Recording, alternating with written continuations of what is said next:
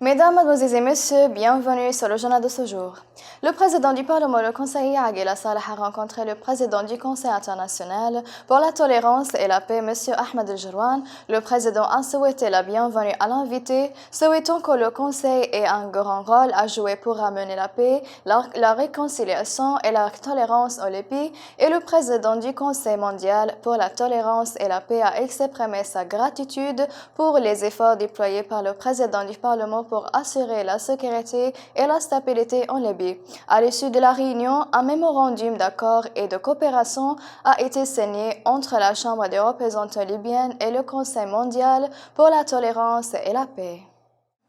Le commandant en chef des forces armées, le maréchal Khalifa Haftar, a rencontré le directeur du département des martyrs, des prisonniers, des personnes disparues et des blessés de guerre. La réunion comprenait la discussion de la plupart des problèmes liés aux blessés et aux martyrs en vue de leur solution finale. Le commandant en chef a assuré au directeur du département des affaires des blessés que ce qui avait fait obstacle à la solution des problèmes des blessés et des martyrs devait être tenu pour responsable pour être l'une des raisons de la victoire des forces armées de leur guerre contre le terrorisme.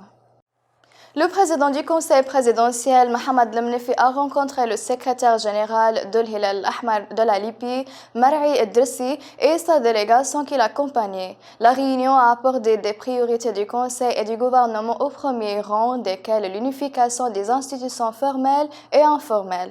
Le président du Conseil présidentiel a salué le rôle de l'Hilal Ahmar en tant que l'une des premières institutions à s'unir dans le pays et les efforts de tous ses volontaires face à tous les défis qu'il a traversés.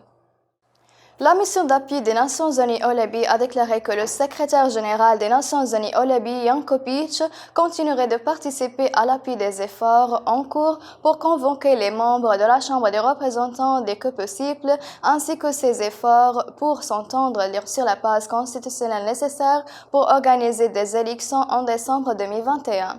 La mission a appelé toutes les parties à s'acquitter de leurs obligations et à fournir le soutien nécessaire pour mettre en œuvre l'accord de cessez-le-feu et les résolutions parentines du Conseil de sécurité des Nations Unies, y compris le retrait des efforts des forces étrangères et des mercenaires.